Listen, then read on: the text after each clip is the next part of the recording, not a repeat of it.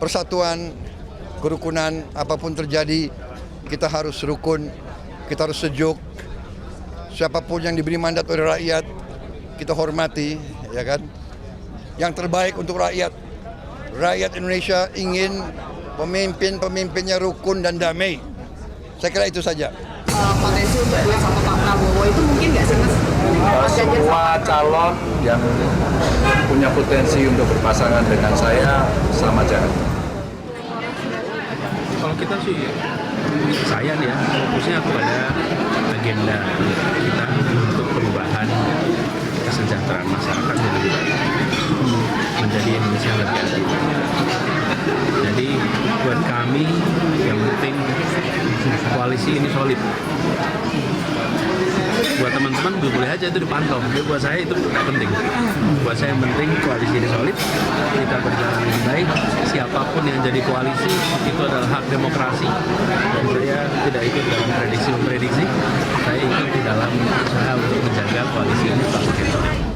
Baik, kita lanjutkan. Bang Noel, silakan tanggapi tadi doa dari Gus Jazilul bahwa ayo jangan hitung-hitungan, segera deklarasi. Karena Amin mungkin sudah tidak terlalu hanya jadi penonton aja nih dengan isu yang bergulir apakah akan 1 poros atau 2 poros atau 3 poros gitu. Tanggapan dari Bang Noel gimana? Saya rasa berapapun porosnya, persis apa yang disampaikan Guntur Romli tadi, itu pasti semua ada rasionalisasinya. Mau 2 poros, 3 poros, 4 poros. Tapi pasti ujung-ujungnya adalah bicara tentang bagaimana demokrasi ini disajikan dengan riang gembira gitu, tidak lagi dengan cara-cara yang brutal, yang hanya menghasilkan polarisasi. Yang dampak dari polarisasi itu kan yang pasti dampaknya ke demokrasi dan NKRI. Nah, kita sepakat dengan iklim demokrasi yang sejuk. Kita sepakat agar NKRI ini tetap terjaga dan utuh. Kalau seandainya demokrasi hanya menghasilkan polarisasi, buat apa kita bicara tentang NKRI? Ya. Kita lihat Pancasila itu di sila ketiga itu jelas persatuan Indonesia. Nah, Pak Prabowo sampai detik ini berprinsip soal Pancasila itu sendiri, yaitu sila ketiga. Makanya tadi beliau sampaikan siapapun lah, rakyat ini kan mau punya pemimpin yang baik, yang akur agar ke depan ini lebih baik. Tapi saya kasih informasi sekali lagi, jangan-jangan nih udah baru pertama Metro TV mendapatkan informasi. Apa itu? Mas Ganjar itu mendaftarkan 2. Dia sebagai presiden dan sebagai wapres. Mendaftarkan kemana? Mendaftarkan kemana? Ada salah satu syaratnya SKCK kalau tidak salah. Dia membuat 2 surat. Dan itu saya yakin karena yang memberi informasi itu orang yang kredibel. Anda lihat sendiri surat SKCK dan 2 buah itu? Hoax, ya. Oke. Hoax itu. Baik, silakan. Ya, dicek aja, tapi Bang Romli apapun lah, dia mau wapres, mau presiden itu kan baik, nggak ada hoax-hoaxnya. Apa maksudnya Anda menyampaikan informasi bahwa Ganjar punya 2 SKCK artinya, dan cawapres? Mas Ganjar prepare untuk persiapan ketika dia menjadi opsi jadi wapres. Oke, baik, kita dengarkan dulu, silakan Mas Romli ditanggapi. Apakah itu benar atau itu hoax? Hoax lah kalau yang diucapkan Noel itu ya.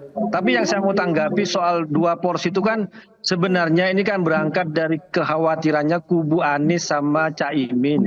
Dari kekhawatirannya Gus Jazil ya. Ya kalau orang khawatir itu ya nggak usah terlalu ditanggapi. Nanti malah jadi makin khawatir gitu kan. Tapi kami percaya, saya juga tanggapan juga ke Mas Hensat juga, bahwa elit PDI Perjuangan itu sangat demokratis dan sangat menyerap aspirasi masyarakat. Itu kan terbukti ketika Ibu Megawati memutuskan Mas Ganjar sebagai capres. Itu kan merupakan suara paling kuat dari masyarakat. Bahwa diingat bahwa Ibu Mega itu adalah leader, bukan dealer. Bukan orang yang mudah berkompromi dengan kalkulasi politik. PDI Perjuangan adalah partai pelopor, bukan kalkulator politik. Jadi apapun yang terjadi, bahwa Mas Ganjar sebagai capres itu adalah keputusan yang sudah dibuat oleh dan Ibu tidak Megawati. Akan bisa diubah kembali. Kemudian juga Mas Romli, ketika kita mendengar, menyimak dari masyarakat ya, mereka tuh semua ingin melanjutkan program-program Pak Jokowi. Ingin PKH dilanjutkan, ingin KIP dilanjutkan, ingin KIS dilanjutkan. Jadi mereka tidak mau berubah dari Pak Jokowi, nggak mau. Jadi yang mereka inginkan adalah penerus Jokowi, bukan antitesa Jokowi. Itu yang saya serap maksudnya ya, nyasar ke Bang Jazilul sebagai Amin yang gitu. membawa nama koalisi perubahan, Mas Romli. Kami tidak sedikit pun khawatir seandainya terjadi 2 poros. Saya sampaikan ke Mas Guntur, tidak akan sedikit pun khawatir kalau terjadi 2 poros.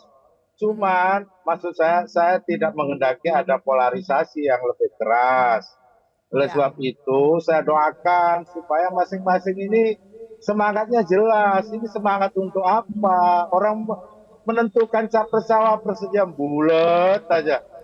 Ini kan menunjukkan bahwa memang pasangan Amin ini setelah dideklarasikan itu memecah peta yang ada sehingga masing-masing ini bertengkar sendiri. Mas Nur bertengkar dengan Mas Guntur. Oke. Untuk apa? Putuskan saja, publik ini tahu kok. Ini adu gagasan, ini adu track record, dan pasangan Amin ini pasangan duit tunggal yang kolaboratif untuk mengatasi krisis yang ada di Indonesia. Baik, Itu Mas baik. Guntur. Jadi jangan berprediksi kita khawatir, nggak ada itu. Justru Baik, itu yang kita harapkan. Anies Caimin itu antitesa terhadap Jokowi. Itu yang ditolak oleh masyarakat. Karena masyarakat ingin melanjutkan program-program Pak Jokowi itu. Gun Romli, tadi saya mau meluruskan kembali, kita balik sedikit dengan pernyataan dari Bang Noel soal SKCK 2 versi itu disampaikan hoax, tapi Bung Noel merasa sangat yakin dan melihat langsung Hoax. buktinya. Dan saya yakin Hoax. sekali Itu itu hoax. terjadi ya, karena yang menyampaikan ke saya itu orang yang bisa dipertanggungjawabkan. Gitu. Jadi Selama saya rasa tidak nggak bisa salah, melihat opsi-opsi langsung, itu ada. itu bisa disebut kok dengan tidak merendahkan Mas Ganjar kok. Gitu. Gitu loh. Pilihannya kan tetap menjadi pilihan yang terbaik. Kalau itu terjadi gimana? Rasa malunya gimana kawan-kawan ini? Yang Kalau jelas kok menurut Pak saya Prabowo itu mendaftarkan sebaiknya sebagai Pak calon Prabowo presiden. itu istirahat saja. Tidak ada berkaitan Pilih dengan wakil saja presiden. kader terbaik dari Karena Gerindra, kalau wakil kemudian presiden, ditawarkan saya yakin cawapres kepada Mas barisan pendukung Ganjar. Pak Prabowo akan Itu bubar. baru Baik, Pak. satu-satu. Karena harapan kita Satu-satu. Mas Romli 2024 ditahan dulu. nanti persis apa yang disampaikan Pak Jokowi. 2024 jatahnya Ini Pak Prabowo. Anda yakin ya bahwa jangan sampai menyebarkan berita bohong atau hoax Ini bukan di bohong. TV Apa yang nasional? harus bohongin kayak begini? Apakah Anda Dan punya tidak ada buktinya? maksud fitnah, tidak ada maksud merendahkan, tapi itu kan opsi. Opsi politik emang salah rupanya. Oke. Nggak ada yang salah. Saya silakan ditanggapi Bung Romli bahwa ternyata disampaikan tidak hoax dan ada buktinya. Tanggapan Anda bahwa ternyata ada opsi atau pilihan Dia kan berbeda hanya dengan apa yang Anda dia sampaikan kan tadi. hanya mendengar, ya, bukan menyaksikan bukti itu sendiri. Anda lihat Jadi sendiri, selama orang Bang hanya Noel? bicara biarkan katanya dan dulu sebagainya yang itu kan mau menyampaikan. menyebarkan rumor, ya, mau menyebarkan hoax, ya. Karena kalau menyebarkan kami hoax. sendiri Kalau itu benar memastikan gimana? bahwa Mas Kalau itu Ganjar benar sesuai gimana? keputusan Oke, Bang Noel dari ditahan Ibu dulu, Ketua kita dengarkan Umum dulu. itu capres tanggal 21 April itu. Jadi biasa Oke. kalau kubunya Noel itu menyebarkan hoax, mau menculik Mas Gibran kader terbaik PDI Perjuangan sebagai cawapresnya Pak Prabowo, itu fakta yang ada di lapangan gitu loh. Selalu menyebarkan rumor agar ada kegamangan di tengah masyarakat, padahal ya PDI Perjuangan solid tetap mencapreskan Ganjar Pranowo dan Prabowo yang berusaha untuk menculik kader-kader terbaik dari PDI Perjuangan menjadikan cawapresnya Prabowo, tapi semua menolak termasuk Mas Gibran. Oke, baik, Bang Henry Satrio silakan tanggapi. Ini kayaknya kalau di perbincangan ini aja sulit bisa dibayangkan akur gitu ya. Prabowo Ganjar bisa akan bersatu, terserah satu nomor duanya gitu. Bagaimana Anda melihat sampai nanti pendaftaran di awal Oktober? Mungkinkah akan bersatu tergantung elitisnya atau memang situasi di lapangan dan kalkulasi politik untuk menang tidak memungkinkan? Makanya Mbak Afi, kalau kemudian targetnya adalah misalnya awal Oktober itu harus sudah terbentuk ya, karena pendaftarannya kan 19 Oktober, sesegera mungkin akan lebih baik untuk menentukan cawapresnya daripada per hari ini tuh digantung-gantung keduanya. Dan kemudian wajar saja misalnya pendukungnya Pak Prabowo menginginkan Pak Prabowo menjadi presiden, pendukungnya Mas Ganjar menginginkan Mas Ganjar yang menjadi presiden. Tapi lagi-lagi seperti yang saya katakan tadi, kan ada Pak Jokowi dan Ibu Mega nantinya akan memutuskan menurut saya. Mbak Afi, ini kan 2024 ini sebetulnya pertarungan antara 3 presiden. Gitu ya, tadinya koalisi perubahan punyanya Pak Jazil punya 1 presiden tuh, Pak SB, tapi kan kemudian sudah pindah ke Pak Prabowo. Pak Prabowo, Pak Prabowo ini nampaknya sudah ada 2 presiden, Pak Jokowi dan Pak SB, atau misalnya 1,5 lah, Pak Jokowinya setengahnya di Prabowo, setengahnya ada Bu Ibu Ke Mega. Ganjar. Kalau nanti kemudian terlihat misalnya menurut hasil survei Kedai Kopi 61,3% rakyat ingin perubahan, menurut Youthing Research Australia 61% rakyat ingin perubahan plus 20% lainnya menginginkan Ya. total perubahan.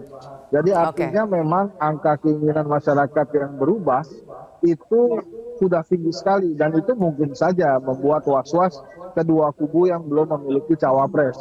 Mungkin Baik. di dapilnya Bang Gundrom itu tidak ingin perubahan karena mungkin takut sama Gundrom ya. Tapi kalau di hasil surveinya Kedai Kopi ya 61,3% itu rakyat ingin perubahan.